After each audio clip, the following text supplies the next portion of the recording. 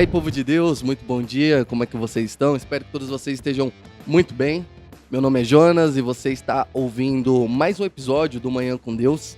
Esse programa onde nós sempre lemos aqui um capítulo das Escrituras diariamente. Então, se você é novo por aqui, seja muito bem-vindo.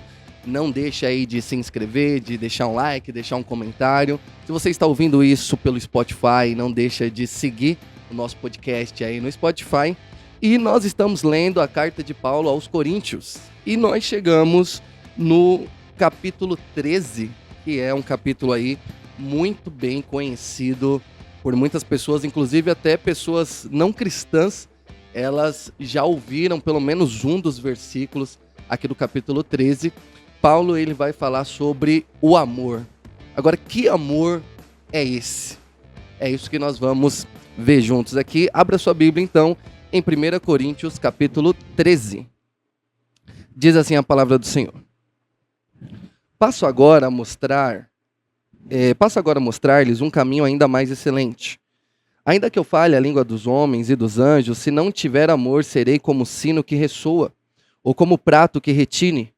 Ainda que eu tenha o dom de profecia e saiba todos os mistérios e todo o conhecimento e tenha uma fé capaz de mover montanhas, se não tiver amor, nada serei. Ainda que eu dê aos pobres tudo o que possuo e entregue o meu corpo para ser queimado, se não tiver amor, nada disso me valerá. O amor é paciente, o amor é bondoso, não inveja, não se vangloria, não se orgulha, não maltrata, não procura seus interesses, não se ira facilmente, não guarda rancor. O amor não se alegra com a injustiça, mas se alegra com a verdade. Tudo sofre, tudo crê, tudo espera e tudo suporta. Talvez essa seja uma das frases aí, até que os não crentes, né, os não cristãos, eles já ouviram em algum lugar. Versículo 8. O amor nunca perece, mas as profecias desaparecerão. As línguas cessarão, o conhecimento passará. Pois em parte conhecemos e em parte profetizamos. Quando, porém, vier o que é perfeito, o que é imperfeito desaparecerá. Quando eu era menino, falava como menino, pensava como menino e raciocinava como menino. Quando me tornei homem, deixei para trás as coisas de menino. Agora, pois, vejo apenas um reflexo obscuro como um espelho. Mas então veremos face a face. Agora conheço em parte, então conhecerei plenamente da mesma forma como sou plenamente conhecido. Assim permanecem agora estes três: a fé, a esperança e o amor. O amor deles, porém, é o maior. Amém? Como nós estamos, sempre nós queremos dar algumas informações aí, talvez você já ouviu em algum lugar, talvez não, algumas curiosidades a respeito da nossa leitura diária. Tem uma parte que é muito interessante, né, que Paulo ele vai dizer que agora eu vejo só um reflexo obscuro num espelho. E aí você pensa, como que ele está vendo um reflexo obscuro no espelho?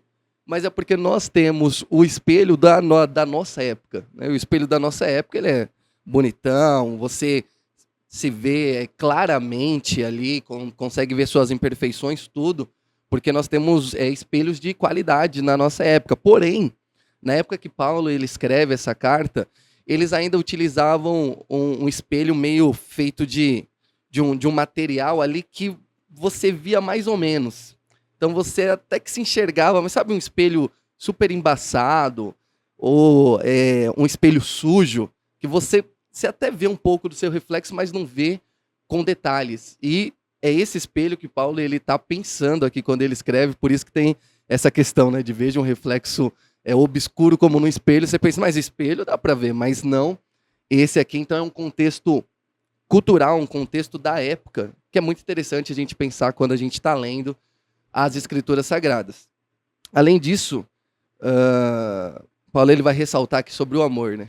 E o amor, ele está, de fato, aqui como fundamento dos dons. A gente sempre temos que lembrar que essa carta, Paulo, ele escreveu uma carta, de fato, e os capítulos e os versículos, tudo isso, fomos nós que colocamos isso na Bíblia muitos anos depois do que Paulo tinha escrito. Então, como carta, aquilo era para ser lido de uma maneira direta ali, sem pausa, e entendendo que cada parte, ela de fato conecta com a anterior. Quando a gente separa em capítulos, se a gente tiver uma visão muito certinha, não, esse capítulo é só isso, aquele é só aquilo, aquele, a gente perde o contexto, a gente perde a essência, o todo. Então, no todo, o que a gente percebe? Paulo, ele tá falando dos dons, e ele fala, gente, mas a importância... Primeiro ele falou da ceia, né?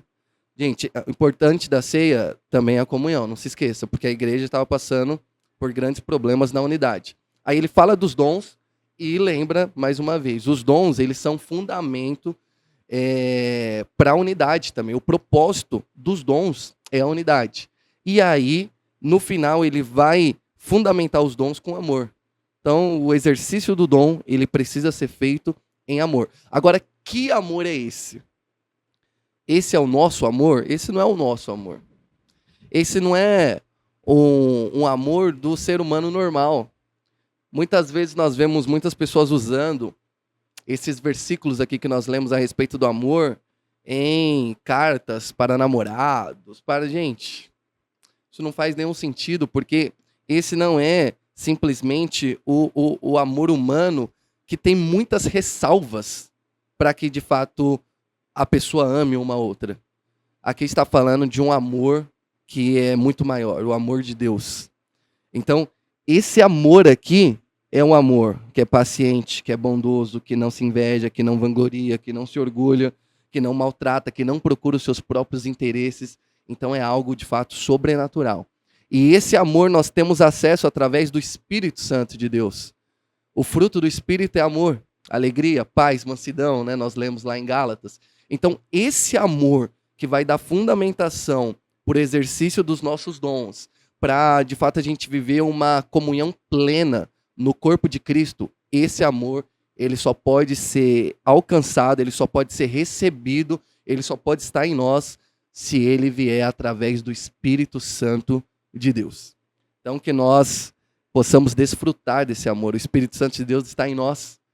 Então, mais do que simplesmente aquilo que o Espírito pode nos dar, mas aquilo que ele colocou em nós para transbordar, que é esse amor, e que nós possamos de fato externar esse amor a todas as pessoas ao nosso redor, na hora de corrigir, na hora de elogiar, na hora de falar algo que a pessoa fez de errado, na hora de um pedido de perdão, em todos os momentos, que esse amor de Cristo, esse amor que o Espírito Santo de Deus colocou em nós, que ele seja aparente, que ele seja transparente, que ele seja visível às pessoas que estão ao nosso redor. Amém? Que Deus te abençoe nessa quinta-feira aí, que você tenha uma quinta-feira abençoada para a glória de Deus, e que, se Ele permitir, amanhã nós possamos estar juntos aqui, lendo o capítulo 14 da carta de Paulo aos Coríntios. Que Deus te abençoe, meu irmão.